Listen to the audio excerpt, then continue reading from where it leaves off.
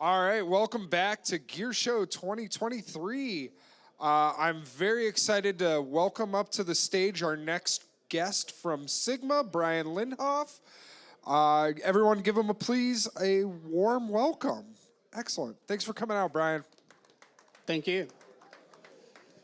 That was heartfelt. I appreciate it. Thanks, everybody, for coming out.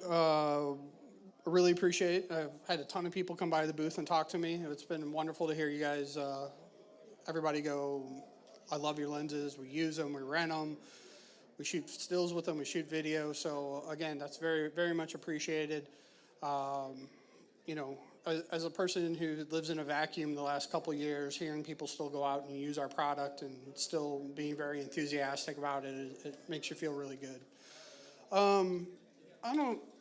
If you haven't been by the booth yet, please come by. We have a wonderful little camera, if you're not familiar with. It's called the FP. We have a brand new lens, a 65 millimeter that developed specifically for cinema. We can talk about lenses, talk about projects. Happy to discuss things with people. I have cards. It has my real phone number on it. So, I don't give that out to everybody. But in general, I want to say thank you so much for supporting Sigma. As a company, we're very much, we're like a privately held company, so a lot of decisions and a lot of what you get done is made for hopefully the longevity of the community, not so much for as much profit driven. We do make everything in Japan. Decisions like making everything still in Japan reflect where we are as a company. Many companies are going to outsource stuff, move things overseas, move them to places where it's cheaper to make. But as a company, our CEO, Kazuto Yamaki, wants to employ the people that helped him. So we make everything in a small town, not that small, but a town in Japan called Aizu. And from there, that kind of like philosophy permeates all of Sigma. So we are a very relatively small company, but we like to, create a product that's affordable, hopefully, to most people, that is, high quality and is able to, let you guys create your artistic vision. I had the worst line. You want to hear my worst Sigma joke? Right? So you're all creative, right? Everybody who's a creative. I just want to know how you make art without an art lens. It's bad, right? It's a bad joke. But I'm not really sure. Does anybody have any questions for me while I'm up here about Sigma in general? I don't know what's coming. It's going to be a lens of some type at some point in the future. There's the generic response there. I don't know when we're going to make our mount. And question.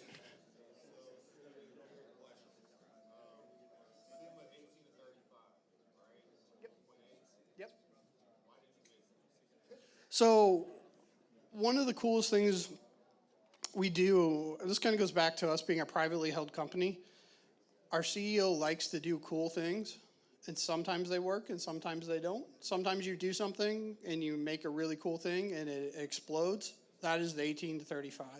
He wanted, at the time, he just wanted to make the fastest zoom lens that was around. Nobody had a lens that fast that was a zoom, and we just wanted to do it. So he told the engineers to do it, and we made it, and the rest is history. To be honest with you, I would not be here on the stage if the 18 to 35 didn't exist, because so many people took the still lens, so many people started rehousing them that made us go, well, why are we going to let somebody else do an inferior job? Why don't we do it ourselves? So that 18 to 35, which we still sell a ton of, that's still incredibly popular, is the catalyst for why we even make cinema lenses and why we're here in the cinema industry. Pretty cool, actually. But the main reason is the boss wanted to do it because he could. I mean, that sounds horrible, but that's super awesome in my opinion. So we'll occasionally make weird lenses that you're like, why did you make that? That's not financially viable. You might lose money. Sometimes you're going to hit it out of the park. Sometimes you won't. But sometimes you just do something because you can. So we make cameras. They're not necessarily the most profitable things in the world for us, but they're very niche, and the people who love them, they have a pretty good cult following. And the main reason we make them is because the CEO's father, Michihiro-san, he wanted to make cameras and develop cameras, and to honor his father's legacy, we still make cameras. And they've gotten better and better. Like our FP's on like, I don't know, fifth or sixth firmware update since it's been released. We keep on adding features, and if anybody here has ever used a director's viewfinder, it's probably been annoying. Come by the booth and I'll show you the coolest director's viewfinder you've ever seen. So, any other questions? Okay, well, that's all I got, guys. Come by the booth. I'd love to have some conversations with you. That's it. Thank you so much for attending, and come by and see me.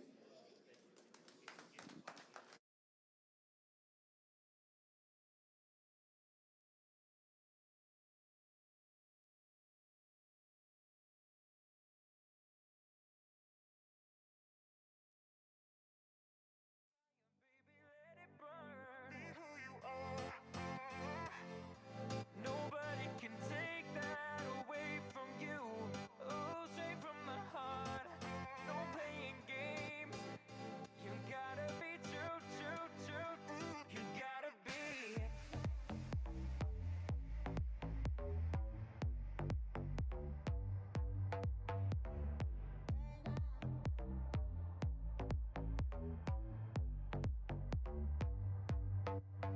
Cause you're human. Hey everybody! So that was a little preview about what we are doing down in Kentucky. So this is my aptly called Tucky Talk on the schedule today. So anyway, my name's Scott Handel. If I hadn't had a chance to meet you yet, hopefully we'll get a chance to meet and talk a little bit about what's going on here and what we do here at OHD. We are so grateful to have so many folks that have come out here today to spend part of the day with us. It is really humbling to see so much of the community be out here and be a part of this. So many old friends, so many new friends, and so many great sponsors. We really do appreciate all the folks that have come out here to sponsor this event. Main stage sponsor is obviously our good friends at Airy. Gunter is one of the first guys that kind of said, hey, you know, Airy would come out to something like this, and kind of got the ball rolling with a lot of the other kind of sponsors throughout the year. So we're always happy to have those guys. Midwest Photo Exchange, they are our food and beverage sponsor. So glad to have those guys. Sigma, who was just up here on the table, they're sponsoring the live stream. So hey, I'm sure Mom's out there. If she can figure out how to turn on the computer. If not, I'll call you in a little bit. It'll be great. And then our friends at Live Technologies, who are helping us out with some of the screens and some of the presentations there. Also want to thank Blue Shape, who has been here since the early days of Gear Show. Central Ohio Audio Video, Film Columbus, Block Battery, Fujinon, KinoFlow, Chevet, Imagine Project Products, Zeiss Aperture, Vididium, Cinema Columbus, and then TA Swain Insurance. Definitely appreciate all the sponsors being here, all the volunteers, the OHD staff that have put so much time and effort into this, kind of putting this together. All of the volunteers, again, who are made up of our former interns and interns to be, coming out for our internship program kind of workshop this summer. Again, you guys will be seeing those guys around the place, and they are definitely the next generation of what makes this place kind of roll. We have expanded to Kentucky this year. It has been really exciting. We see Kentucky, Louisville specifically, as a market that is I really see it as what Columbus was probably 15 years ago. So there's a great energy there. There's a great, kind of creative spirit. There's lots of talented folks. There's a good tax incentive, and a lot of room for growth and development. We took over a studio that had been in that space for about 20 years, and we put about $700,000 into that space. And, hopefully we've brought that up to a level of similar to what we have here, and we're very excited about what we can do in Kentucky. The other thing I want to say real quick, obviously everybody that came out here, people are like, a lot of people are telling me that they're early on in their journey. They're just beginning to learn. Everybody, kind of doubts their talents and their ability in this business, Everybody's like, oh, I don't know. But like everybody in this building, everybody that's come out today, everybody on the live stream, they're all coming here for some level of learning. They're all coming here to like take some piece of this away, to network a little bit, to try to build their business and grow what they're doing. And I just want to continue to kind of just encourage everybody to continue that learning, to use the downtimes. I think there's a lot of us that are experiencing some downtimes in the market right now, and to use those downtimes to come to events like this, to engage with our staff in the rental house. If there's a piece of gear that you've, kind of like, oh, I'd love to see that. Oh, I'd love to test that out. I wonder what my lens would look like on this camera. I wonder what, this lens would look like on my camera.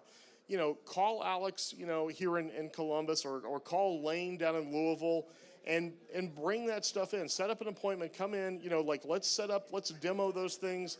Let's figure out what that, if you want to work with a wireless mic or something like that, what that's working like. Let's figure out that, if you want to set up some type of aperture light before you, even if you want to try it before you buy it kind of thing, feel free to come here, use the rental house, use that resource, build that sense of community with us to let us, help you build your career and build your kind of future. So, it's definitely one of those things where I want people to kind of get involved and kind of do those things. So with that, we've got, we're talking a lot about technology. We want to get our technology panel up here next, and kind of talk about trends and things like that. So I'm going to bring Vince Restivo up, and he is going to be doing some tech talk with Vince. Vince, you ready? Come on up. Oh, I was told to throw it to you. I mean, let's bring your crew in. Let's get them going. Let's go ahead and do the video. Let's do the video.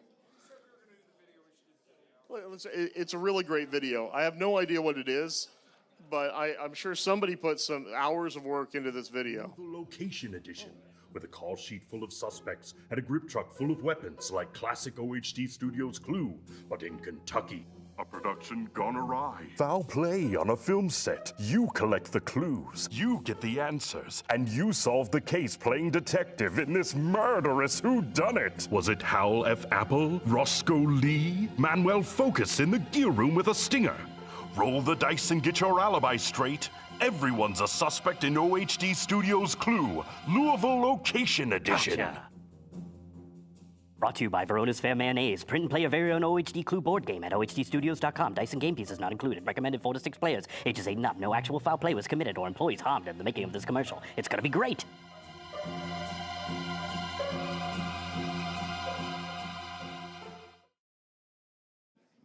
All right, welcome back.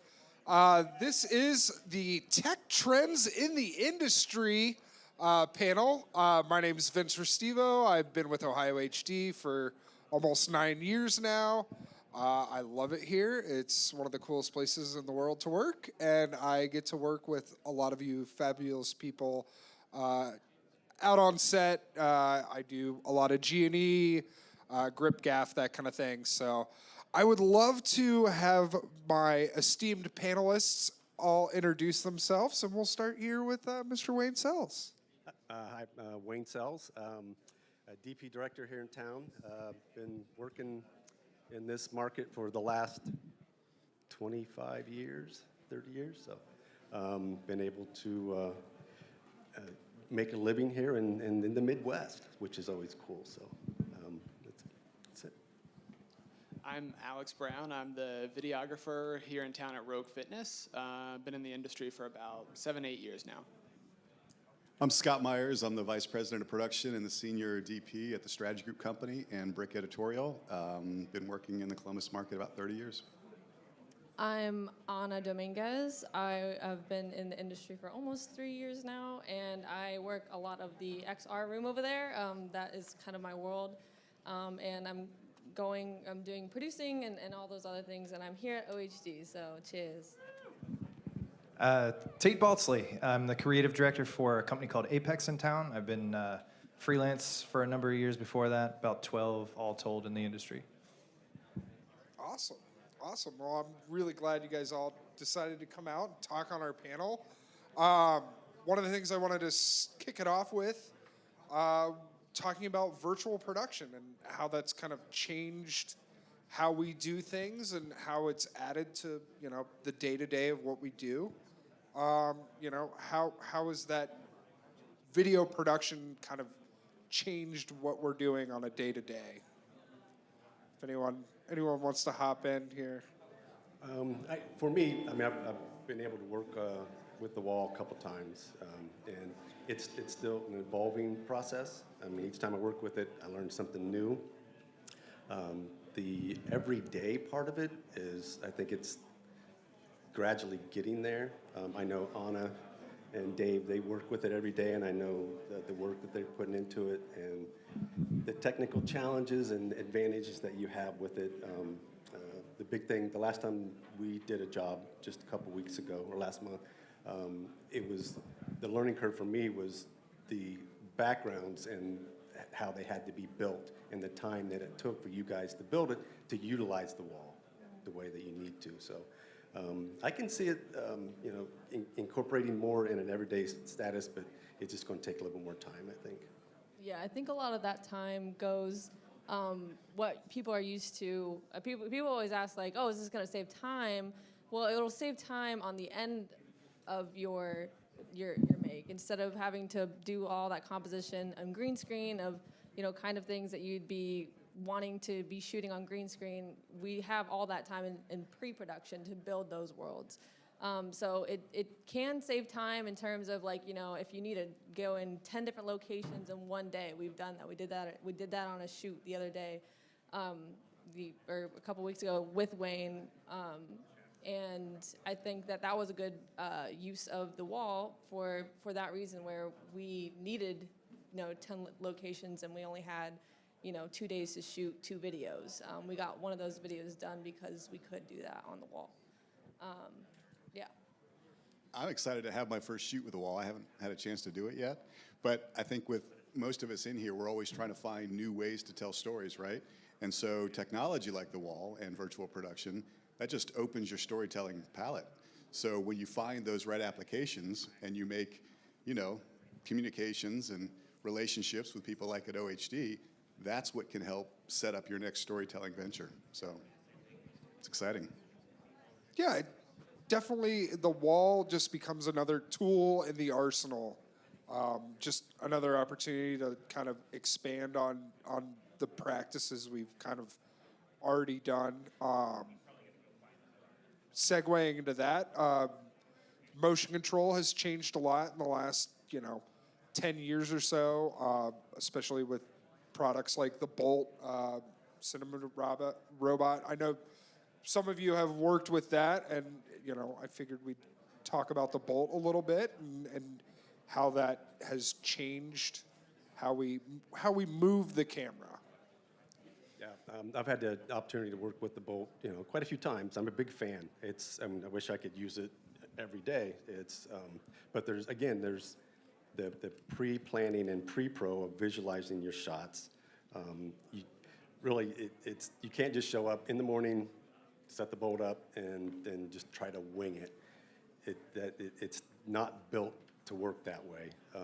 So what I like to do is do some, you know, come in and do some previs shoot with David and Casey and stuff, get your shots lined up, and that way you're executing on set, and you can make minor adjustments, and it doesn't take a half hour to 45 minutes to, you know, make that huge adjustment to get the shot you need. I mean, it's a good tool that you know, hopefully we can incorporate more of. Yeah, I don't have any experience with the Bolt, but like what Scott was saying about the LED wall, it definitely, just having it there opens up your creative mind to more possibilities, and doesn't necessarily silo you down into the kind of things that you can do. I think, I mean, maybe we weren't, but to my knowledge, I think we were the first political ad to use the Bolt as the primary shooting tool. I believe that is a couple correct, of years ago. yeah. I mean, it was pretty brand new at January of 2020, before the world shut down for a while. And my experience was I think with any new technology, right, there's going to be a learning curve. That's just kind of part of the game.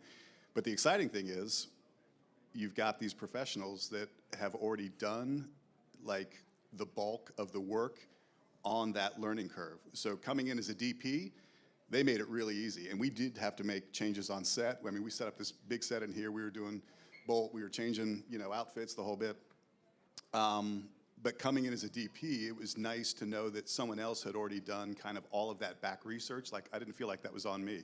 All I had to do was kind of describe what the shot wanted to do. And we did have pre-pro meetings and we did all that, but we made changes on set and it worked out really nicely. And having that, it was definitely a showpiece for our client, for us. It worked out really well. It was pretty exciting, actually. Excellent. I would also like to talk about, some of the things that you guys might think that what are some new emerging technologies do you think that are set to change the industry? I know Tate, you do audio a lot. There's always new audio Not products. anymore. Not anymore, but you used to. So you used to spend a lot of time keeping up with the trends of what are the new products coming out, what products are going to best service me and my clients in that kind of regards. Sure, yeah. Look, Isotope RX changed the way we worked, right? And I think for any person in the field doing it, it's pretty awesome to know that tool before you go on location, to be able to tell a director, like, hey, we really got to get that again, or what you can just ignore. And those tools are getting better all the time, and now they're starting to be built into some of the NLEs, which is great. And I don't have to bounce things back and forth, but. I think myself, I'm really interested in the spectrum of cinema cameras that are coming out, and just kind of cinema cameras aren't just the expensive thing for the big kids now. That there's lower end cinema cameras like the FX30 and the FX3 and the Blackmagic Pocket cinema camera that kind of breaks down that barrier to entering the cinema camera game, and kind of democratizes it to another level, and lets more people get their voices out there. Absolutely. As far as what I see in like the lighting field, products have hit the market that have increased the accessibility. And I think that's one of the great things that technology allows everyone to do is incorporate new pieces of technology into your shoot that make your life easier. As newer products come out, everything gets cheaper. You're able to, add more to your production value because the technology is driving the costs down, making it more accessible, getting more gear out there. I've seen a lot of changes in going from tungstens and HMIs and fluorescent tubes to now LEDs that have gotten a CRI level that is like quality enough to shoot with, but also fully controllable. I can walk around with my phone or an iPad and control every light. And, as I'm talking it over with a DP, I can go, oh, what do you feel about the backlight? Should I bring that up, bring that down? Do we want to change the color? All that stuff makes it super easy, whereas it used to be a team of people. It makes it easier to hop around and control everything from, a command center kind of standpoint. So I think, at least for me, just trying to stay aware of what the possibilities are that exist in the marketplace, that's kind of the big thing. Knowledge is power forever.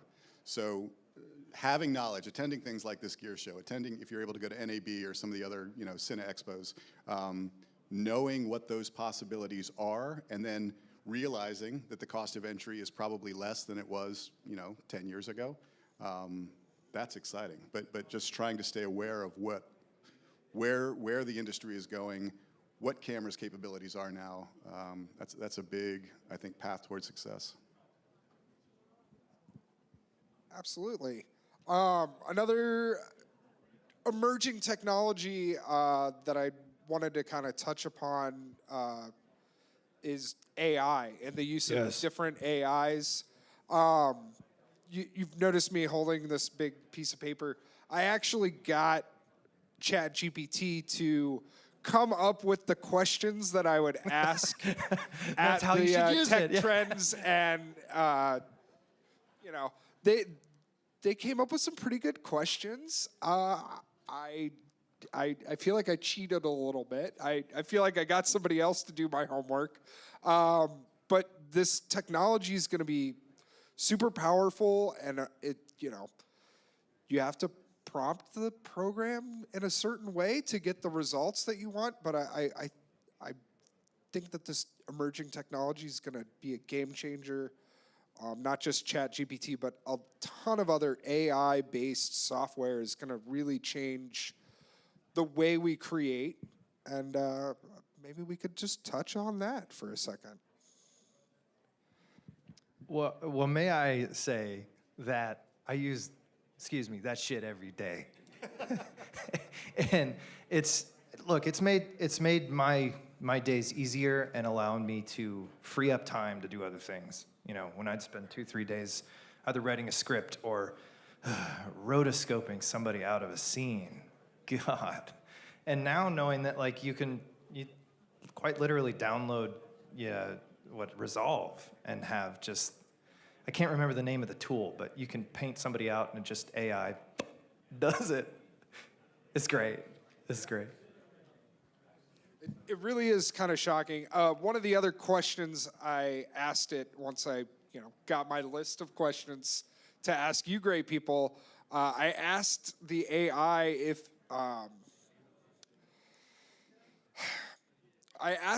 one day it thought that AI could win an Academy Award. And then I asked it which category did it think that it would win in. I'm going to read its response real quick. As an AI language model, I don't have beliefs or opinions like humans do, but I can provide a response on current trends and the capabilities of AI in the field of video production.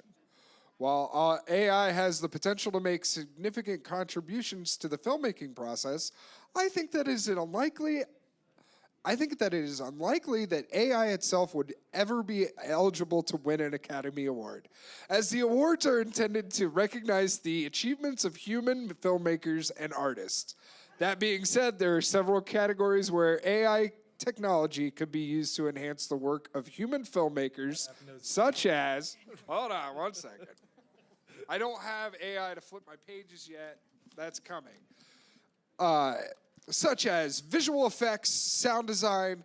AI-powered tools can be used to generate or enhance certain aspects of a film, but ultimately it is the human filmmakers who make creative decisions and bring the story to life. Therefore, while AI may play a growing role in the production process, I believe that human element will always be essential to filmmaking and recognized such by the Academy Awards. So they're not coming for our awards, but they will be powerful tools in which we, shape the video process in the future. So it's also exactly what AI would say if it was planning to take over the world. Absolutely. Yeah, I was going to say that's a little scary, a little too self-aware. But it is scary. Obviously, the program has been, or ChatGPT has been programmed in order to make you feel safe using the technology. I think that we're entering an interesting but potentially dangerous time in our human history with the real, possibility that AI will eventually surpass human beings as far as its thought process. So, yeah, I'm technology it's a double-edged sword. I don't put too much hope into it to some degree. Like you said, there's always going to be new technology. I mean, I've been doing this for 30 years, and I've seen a lot of technological changes. So You know, you can, if they work for you, put it in your toolbox. If it doesn't work for you, throw it on the scrap heap. Technology, you find your own elements to use that make your vision work. Just because the new greatest thing came out doesn't mean you have to use it. You try it, you know, and if it clicks with you, and in your mind's eye, you can say, I can make this do that because I want it to do that, that's fine. But it's easy to get caught up in the technology realm of, ooh, I want to do this, because I've done it. I mean, just ask Mr. Handel. Yeah, there's a list of gear that we may have acquired due to the. Hey, they ask me. They say, "What do you think? What do you want to buy?" I'm like, "Why don't you buy this or this or this?" I use it once, and they're like, "Wayne, you're not using this anymore." I'm sorry, it sucks. I don't like it. So it's, you know, which is fortunate for us in this market to have this. I mean, you know, we're talking about trends. I think my favorite trend, or the trend that I see, is this. This is the trend that I like to see here. You know, we got technology everywhere, but you know, 20 years ago, this didn't happen. I mean, there wasn't this collaboration of filmmakers. You could count. There was 3 production houses. You know, maybe 5 or 10 DPs max. You had to rent cameras out of Cincinnati or Detroit or places like that, or you owned it in a production company like Mills James or SOS or Media Group back in the day. So it's you know, technology it's you know, embrace it, but don't live by it, I guess. You know, So don't put all of our eggs in that basket quite yet. Well, right. But know that the basket's there, and if you want an egg, you can have an egg. You can have an egg. Yeah. You know, but you know, you know, I commend, you know, Scott, even the guys, you know, the guys over at CGNL and Central Cam, and they're buying gear, and they're making it work. So this is something that, you know, for me, this is my trend that I like. This is pretty freaking cool. And it's absolutely invaluable. I mean, for me, my in-house production staff is myself and one other guy. So to know that these other resources exist in this market, they're literally allowing us to continue working and to continue pushing and to continue to tell stories in unique ways, because we wouldn't have the resources to buy this gear internally, right? But to know that it's available for rent, and then if we rent it, hopefully other people rent it as well. If we show capabilities, hopefully other people can see other possibilities from that. I mean, it's a remarkable industry right now, and it's a remarkable market to work in Central Ohio. Yeah, absolutely. Like, it really has, the accessibility has been one of the greatest things that I've seen since starting my journey as a filmmaker and as a creative. Like, getting to know that, you know, the gatekeeping of the past, where it's like, if you don't have a ton of money or you don't know somebody who's already in it, you have no door open to you. And I feel like we've gone through a lot of processes that everybody has a camera in their pocket that's way better than, you know, what we were shooting video in the 80s and 90s was. You know, the dynamic range is better, the video quality, the resolution, all of that has gotten better, and it's in our pocket, and we have that opportunity to just, you can go out and shoot right now anything you want, and you can send that out throughout the world on a streaming platform or social media, and you can get your ideas and your creative vision in front of people, which, you know, used to be a really difficult thing. You know, you had 3 channels on TV and you had a radio, and that was it for a long time. I don't know where I'm going with this. I'm kind of rambling.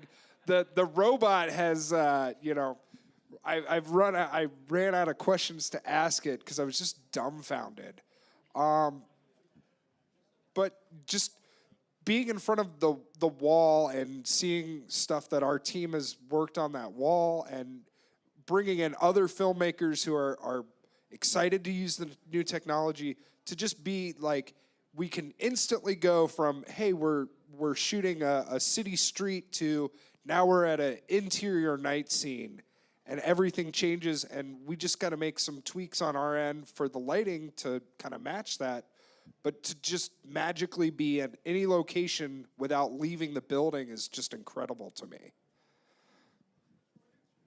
I just wanted to add kind of like to the technology part of what's available here. OHD, you can come in and you can test stuff. If you've got an idea and you want to see something, just call the guys up and they'll set it up and they'll let you play with it, test it, you know, and you can figure out if you like it or not. Same, you know, with the bolt, with the wall, you know, it's this resource is here. I mean, utilize it, take advantage of it. These guys eat it up, you know, when it's something that they'll bring you know, ideas and suggestions, and then from there, again, put that in your toolbox. It's another piece to use. So, you know, access what is here and take advantage of it. That'd be my biggest. Yeah, my favorite thing is when someone is excited about the wall, because, you know, maybe not they don't really necessarily understand all of the, you know, intricacies with it, but, you know, you don't need to. If you have an idea of, like, I want to be in space, then, you know, on the beach in space, we can make that happen. You know, it's you know, whatever your mind and imagination can create or think of, you know, we can create. And I really love to collaborate with people. Revis in the other room, he makes a lot of he does world building as well. We love to work with you and produce something that, you know, we can both be proud to share. You know, that's, I think, everyone's kind of goal at the end of the day. But collaborate, you know, even if you have an idea and, you know, maybe we have something that's kind of already, like, would take, you know, 10 minutes to kind of put up on the wall. I talked to people earlier about, you know, can we do a beach scene? And then I'm like, I have a beach scene up, you know, ready to queue up. So if you guys have ideas, we love to do proof of concept stuff. That's always, you know, free to think. So by all means, talk to me. Yeah, I find that conversation when somebody comes to us with an idea of, hey, is this possible? I had this idea. I want to try X, Y, and Z. That helps us grow because we go, oh, wait, we know about this product. We could try it with using that, incorporating that. It gets our creative juices flowing as far as trying to figure out how to solve a new problem. Everyone who works as a filmmaker is a creative problem solver. And having newer tools and staying up to date with the new trends allows you to find new ways to solve problems that, you know, it creates new ones, but it gives you new options and new choices to make, because that's literally what we all are doing on a day-to-day. We're making choices to do something a certain way, so. I can't even count the number of times I've asked those very questions, like to David, Casey, anybody here. It's like, how do we do that? This is what we want to do. I don't know how to do it. You guys know how to do it?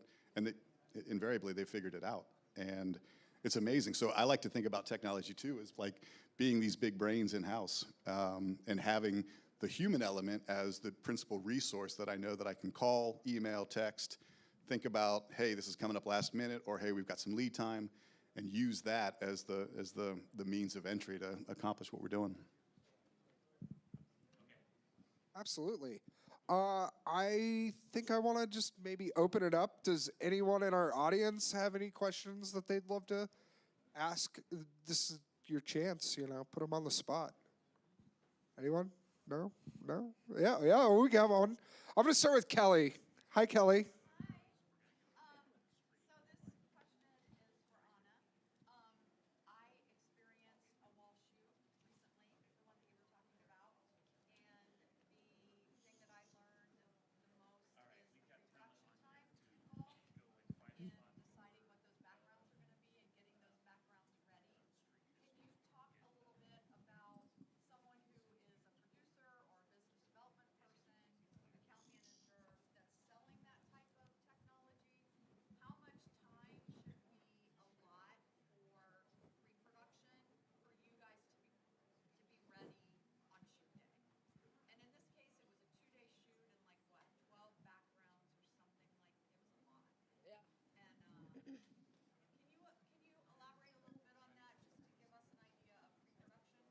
Yeah, absolutely. So with virtual production and creating those worlds, it really can vary on how much time is needed. Obviously, with a lot of worlds, and also depends on what kind of if you want it more realistic or if you're looking for more kind of poly style or stylistic. It really just depends. And with this situation, we knew that we didn't have a lot of time, and so we with the amount of worlds that we had to build. So we work pretty well with the Unreal Marketplace. So that is an asset that we use in terms of basically you can take whole environments, you can take assets that would be like, if I were to say like, hey, like let's buy this Ohio HD, does it come with like the chairs? Does it come with the stage? So basically you have, we start off with something like that. And depending on how much time we have, if you need custom things, that can take, a week or two, depending on how much custom, actual building modeling that we would need. If it's, sometimes somebody says like, I need a beach scene and I just need it to be kind of in the background and like feel that, like we would have that ready tomorrow. It just really depends on like what you need. The earlier we can get in on a project, the better, so we can like kind of give you that leeway time. It really depends, and that's not a very straightforward answer, I know. But like I said, there's a lot of assets on the marketplace that we do something that's called kit bashing, which basically if I were to buy like OHD as an environment, I would have like this room, but I'd say I didn't want the stage or anything. And I wanted to get some other assets of like, all the lights, and create a virtual gear show. And there's another thing. So we would take all those different kits and pretty much just mash them all together. That could take a week. That could take a couple days. It just really depends on like what kind of detail you're looking into it. If it's really just like a background piece, there's not a lot of time where. There's not a lot of the time where it would take more than a week, in my opinion. But it really just depends on what you're selling. If you have creative with that, that's even better. We can kind of exactly replicate whatever if you have a storyboard and stuff like that. People come to us with that, which is really helpful because we know then, like what are you exactly looking for in this shot? Do you need a blackboard in the back of your thing? Do you need like a picture, very specific picture? It really just depends on how much detail and like what are you looking for out of the wall. Can I tack on to that? Yeah, a little absolutely. bit? So, I'm sorry, is it Kelly? Okay. You said there were how many backgrounds? 12?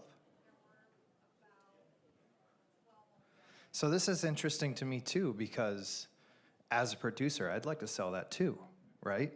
And for me, virtual production, though I'm scared to say this in a public forum, it only has benefit when you're saving me money, right? So, and the money that you'd be saving me is in, scenic builds or company moves. So talk to me about how we can save money there. Like, what's my cost entry on that, How do I sell this? Yeah, I feel like that's a really big thing that people say. It's like, so we can save money doing this, right? And that's not always the case. It depends, there's certain things that you want to use for the wall, and there's certain things that, it's better, it just saves you more time or money on, just shooting it on location. If it's just like a field and it's just that field one day, maybe that's the case. But if it's that field and you want it to be sunset all your whole time and have all that space and time to shoot that, when, in the real world, you don't get golden hour for more than 30 minutes to an hour-ish, that is a time saver. That will give you space. That will give you, if you need to go into a space that has a lot of traffic, we can replicate that space, and instead of having to leave the shoot because there's construction going on down the street, or there's too many people because it's rush hour, or those are just situations that we could use, that you can utilize the wall. That'll save you money, so you don't have to go back. Obviously, the changing of locations is a big thing, and yeah, I feel like those are my main. I feel like I might have had one more, but those are everything else is lost. Yeah, being able to control what time of day you're shooting and be able to shoot multiple locations, essentially 12 locations in 2 days, being able to control the time of day, being able to make changes on the fly. Hey, we want it to be morning, doing transitions from, morning to afternoon to night is amazing. And it also allows, adding that real element, we talk about it replacing our sets and our locations. Well, you basically are able to make a more realistic virtual production by adding those elements in. So it's not necessarily replacing set builds or replacing staging and all of the art that goes into the physical world. You're basically enhancing that, and having, from a lighting standpoint, being able to say, oh, my background lights, we've got background lighting sconces. Now I have a way to visually come up with, okay, I want to make sure that my light that's hitting my talent reflects the background that we have in that virtual world. And then getting the wall to, we've got maybe a shiny table in front of our talent, and that's picking up hits from the background and kind of reflecting that you would never be able to achieve on green screen. You'd be fighting the nightmare of your green reflection and having somebody spend hours and days and weeks trying to key and get that to a point where it's usable as a product to put out in the world. So.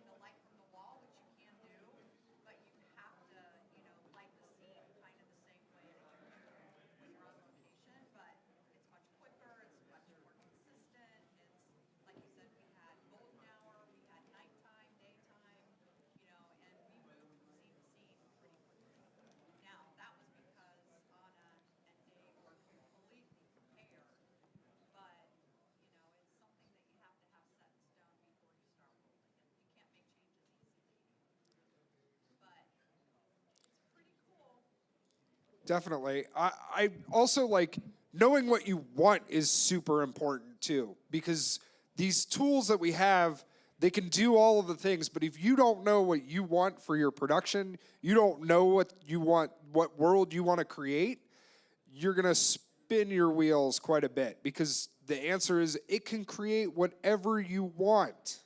So you have to kind of know what you want to look at and what you want to show your audience. And that's one of the huge hurdles and something that kind of can scare people away from attempting it. When you shoot green screen, you can make all your choices on the back end. You put your talent in front of the green screen, you can decide what your background's going to be, and weeks and months from the time you're actually shooting. So knowing what you want is super important. So maybe one more question from our audience. How about you there, sir?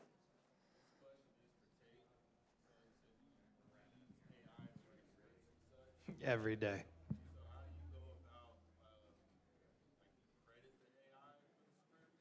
No, so I use open source ones, right? What is it? OpenChat.ai or whatever, but or OpenGPT, right? They're open source, so you don't have to credit them. However, the caveat to that is they get to use your content too if they ever decide to, right? But I mean, who cares?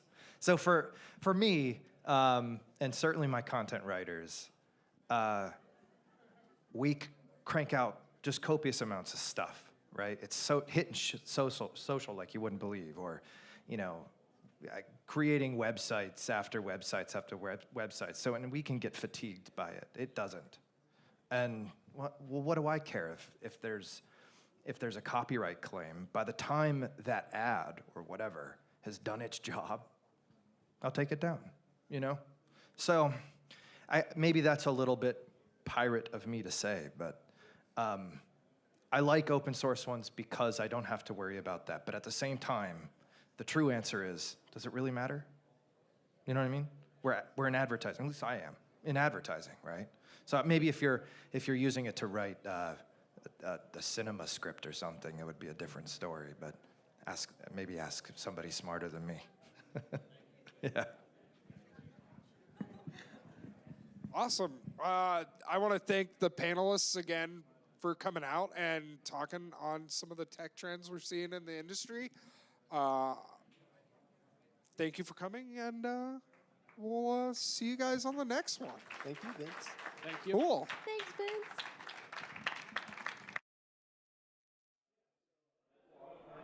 Oh man, we had some tech trends. That was awesome. Vince, thank you so much. That was a really entertaining panel. AI will definitely be taking over the world. Just give it some time. I'm here with the KinoFlow booth with Sam. Sam, show me what kind of products you have here today. Oh, sure. First of all, I want to say thanks. We're very glad to be here after 3 years of the lockdown, right? There's a lot has happened with KinoFlow. We went through acquisition.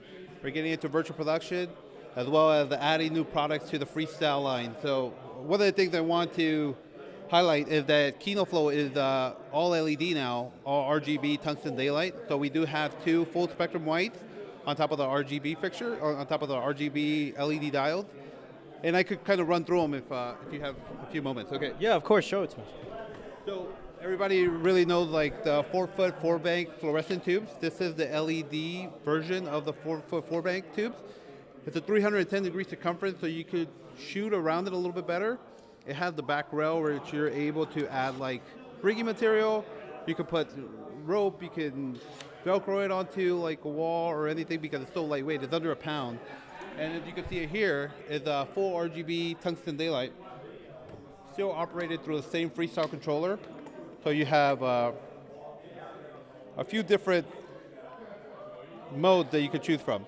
So you have the white light menu mode, the gel menu mode, RGB, XY, FX.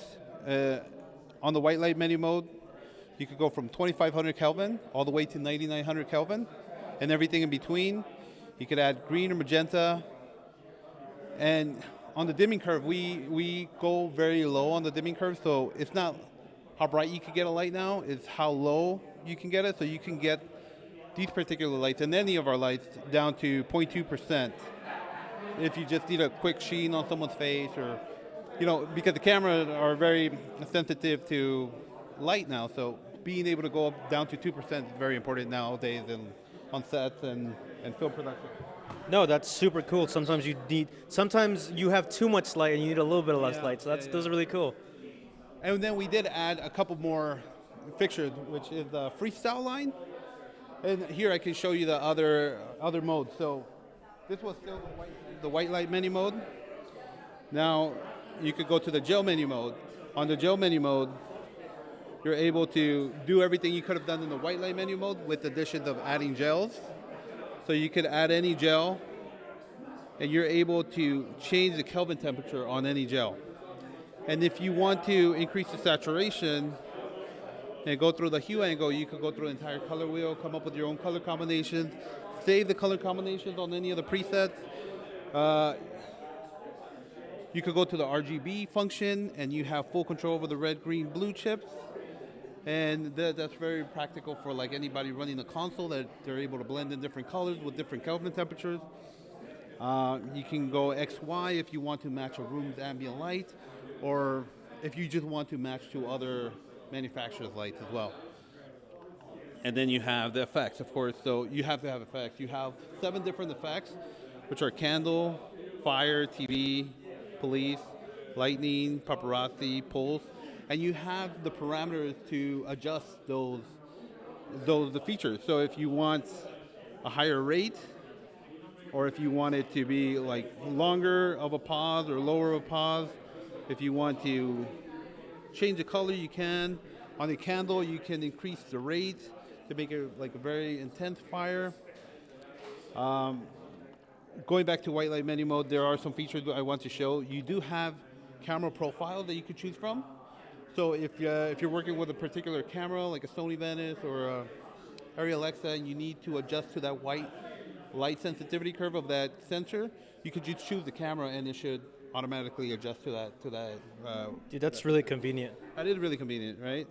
Another thing you have the color space, so you can choose which gamut you're working on. So you can do 709, 2020, or if you're using a Phantom for any reason to shoot very high frame rate work, you could go from 30 kilohertz all the way to 300 kilohertz. So you can shoot anything over 2,000 frames per second and have no problems with any flicker or any color shift whatsoever. And then kind of getting back to the features of the Freestyle line, you could operate 12 different configurations from this Freestyle controller. These are 3 of the newer ones. This is the 4x1. We have a 4x2 and a 2x1. This one's 5 pounds. The 2x1 is 3 pounds and the 4x2 is 7 pounds. They're very lightweight. One of the takeaways of the new fixtures are that they're very rigid. You have metal connectors. They're solid steel, so you don't have to worry about it getting damaged during shipping, or if somebody kind of runs over it with a truck or anything like that. Yeah, or like on set with a forklift. You do have rigid material enclosure, so this is it could take 200 pounds of pressure with no problem of it damaging the LED dials or the enclosure. The bezel, you could remove the top or bottom bezel, pull out the LEDs, and replace the LED chips yourself instead of having to ship it back to Burbank or California, or especially being here in the East Coast, this will be the Midwest. Yes, sir. So it would be convenient here because you could just repair it at your shop instead of having to ship it back and forth. You could operate it with a battery, anything between 18 to 36 volts. So you do have a long range there. And then we also have like other fixtures like the Mini. No, man, what I'm hearing, you're making this really easy for us. Like 5 pounds, I could throw that across the room. Right. So one cool thing, this one's 7 pounds. 7 pounds, and that full output is equivalent to like our Image 87, which was the 8 lamp unit. Or you can kind of just, because it's so lightweight, you could just put a nail through it on a piece of sheetrock and be able to. No, you definitely sold me on the lightweight. Like that's, I'm getting too old for this. I can't be lifting like I used to. Yeah. No, I think moving forward, I think it's going to be how lightweight the fixtures are, what's the low-end dimming curve look like, what's the full spectrum white LEDs look like as well. And now getting into virtual production, we are also in line to launch like a few more products within this year. One of them, which is the Mimic.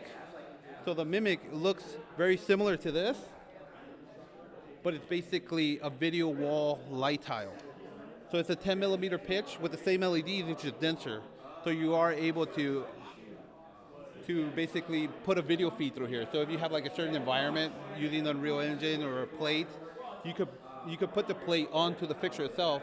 It would operate through like a megapixel processor. So if you do have like a Brotman or a Novastar processor, you could run it parallel to those processors. And one processor can operate like 2,000 fixtures, which makes it really great. So if you're doing like a fire scene, you can actually see the flames on people's faces or on cars or, on subjects. And it's great where the lighting is going.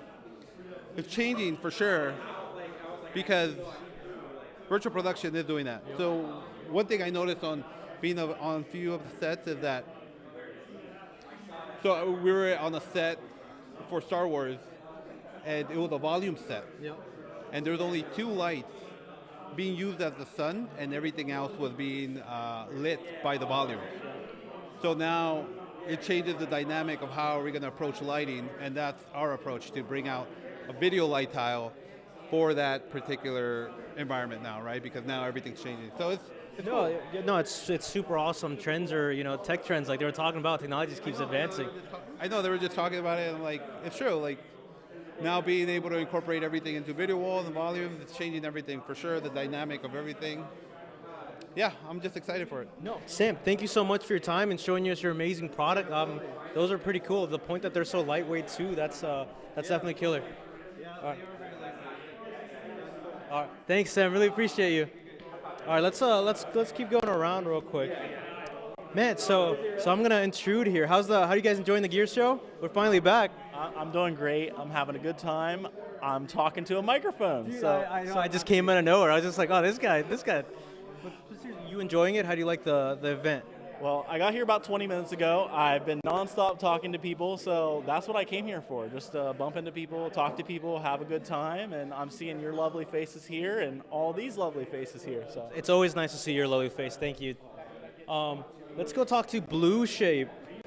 Blue Shape has been coming to a lot of our gear shows and probably one of our biggest supporters from the beginning. They have this cool, John. I'm so sorry to intrude, John. Forgive me. Would you tell us what you have going on over here? We have the equivalent of almond milk for generators. We have a battery-powered generator. This has 1,200 watt-hours of batteries and storage in it, and contains a charger, a pure sine wave inverter, and the control head that will give you up to 700 watts of power out at any one time. So we were able yesterday to set up the light and the camera in the middle of a field, power it off of the box, and still only use 20% of the capacity of the box for the entire shoot. It does have, of course, it serves, you can charge it through the AC. Doesn't have to have AC in, it functions separately. If you have AC in and you're running a light, then it serves like a UPS. So you can pull the AC out, you'll see no change in the light at all. When you're charging, it does have these fans running. If you're in a studio environment where you can't have any noise, there's an off switch for the fan, and it will stop them, but the controls monitor the heat within the generator. So if the charging process starts to heat up, it will slow it down to maintain a safe temperature in the generator. It does have the wheels. It has an expanding handle, retractable handle, so you can close the lid, put it down, wheel it to where you need it.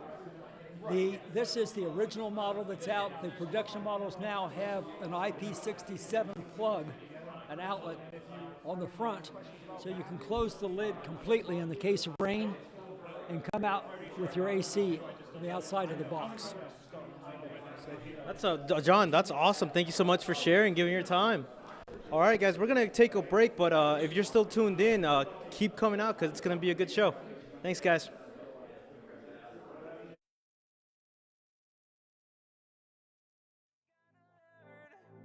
Don't suppress your fire, baby, let it burn. Be who you are. Nobody can take that away from you. Oh, straight from the heart. No playing games.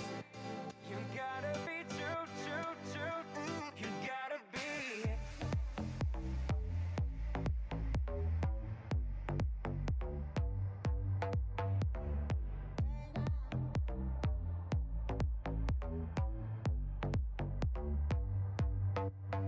Cause you're